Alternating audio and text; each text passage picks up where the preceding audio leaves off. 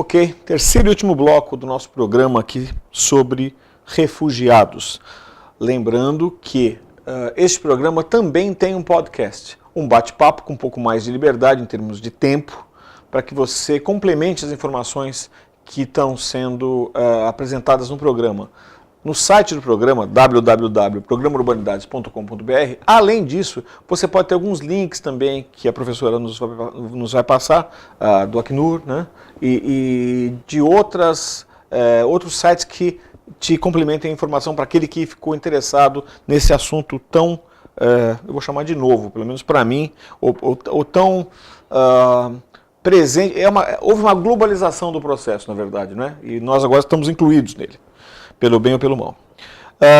As pessoas que migram para cá, em função, como refugiado, conseguem o processo, estão aqui. O conflito gerador desse processo de refúgio cessa, a guerra acaba, eles vão embora?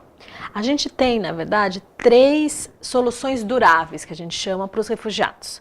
A primeira delas seria o reassentamento, quando a pessoa sai do seu país de origem, pede refúgio no outro país, mas ainda não está em segurança. Ou porque está muito próximo ao conflito, ou porque não consegue fazer uma integração de uma maneira adequada, ou por uma questão de saúde. E aí, por meio de um processo oficial... Você fala integração adequada no país que migrou. No país que migrou, isso. Aí se faz um procedimento oficial com o apoio do Acnur em casos bastante específicos e essa pessoa é enviada para um terceiro país. É o chamado reassentamento. A segunda possibilidade é a integração local. A pessoa desenvolve vínculos com aquele país, se insere naquele país e, às vezes, como a situação que deu origem ao refúgio é muito prolongada, a pessoa não tem nenhum interesse em retornar porque criou nova vida ali. Às vezes casa, tem família, cria uma profissão, consegue uma carreira e acaba não retornando. E a última solução durável é a repatriação, que tem que ser sempre voluntária. Claro. Por quê? Porque o princípio mais importante da proteção dos refugiados é o que a gente chama de não devolução, ou que tem o nome técnico de non-refoulement, que é a impossibilidade de eu mandar a pessoa para um lugar em que a vida, segurança, liberdade possa estar em risco, ou seja, em que possa haver aquele bem fundado temor de perseguição. Então, essa repatriação tem que ser sempre voluntária e vai se basear não só na vontade da pessoa, mas em estudos, até mesmo do Acnur, que vão dizer se há possibilidade ou não de retornar. Se já houve o conflito, terminou o conflito, existe a possibilidade do status ou da condição de refugiado cessar. E isso vem de uma decisão do governo que acolheu essas pessoas. Deixa eu entender um pedaço aí da história. Eu estou tentando pensar, até na minha própria família, né, espanhola, que veio para cá durante a Guerra Civil espanhola, não numa condição de refugiado, mas simplesmente de imigrante, né, e que não quis nem olhar para trás, né, e mesmo depois de estabelecido o novo governo, não quis mais voltar para lá. Eu acredito que muitas pessoas que migrem ou que se refugiem em função de conflitos armados, perderam sua casa, né? Perderam aquela estrutura que ele tinha, não só os laços familiares, mas até a casa, o emprego e tudo mais. Mesmo que cesse o conflito depois vamos no caso da Síria, vamos imaginar que no pior cenário, daqui a uns 4, 5 anos, aquilo se regulariza, ou pelo bem ou pelo mal, ou quem está lá no poder consolida sua posição e fica, ou há uma troca e a coisa se democratize. E se eu não quiser voltar mais?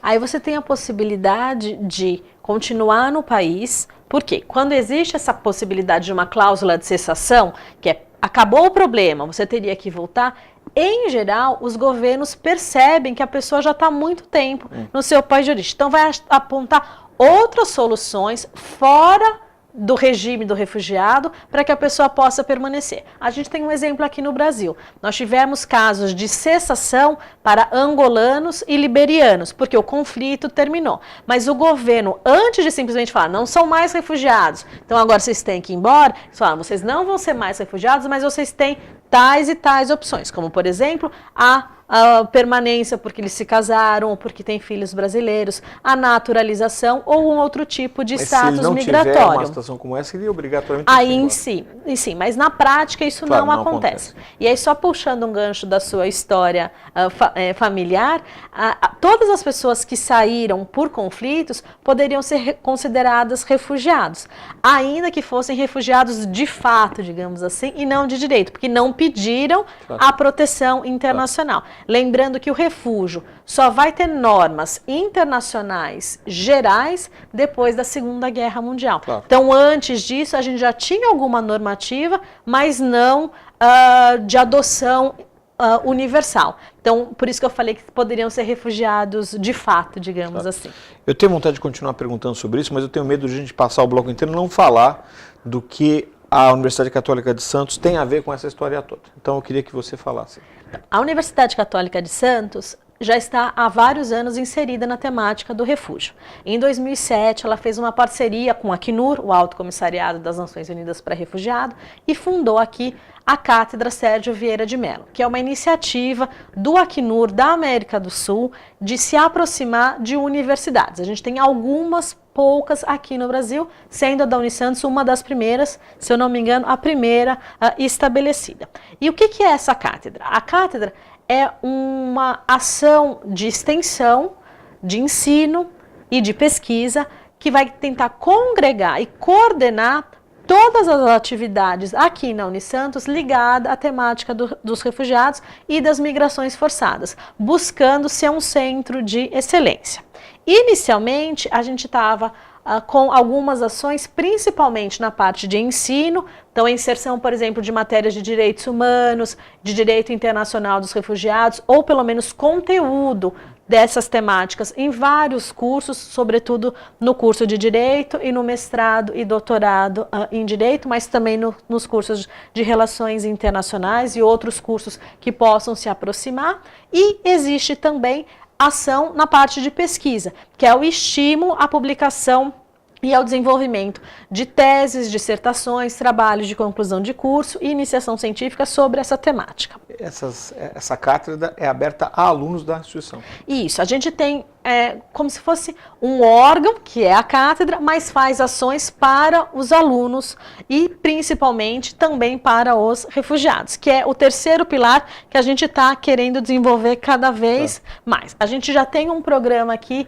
de um vestibular diferenciado para refugiados. Aqui no Brasil nós temos alguns alunos que se contemplaram com essa perspectiva, que estão fazendo cursos nesse sentido, e nós estamos com algumas iniciativas que vão acontecer ao longo do ano de 2014.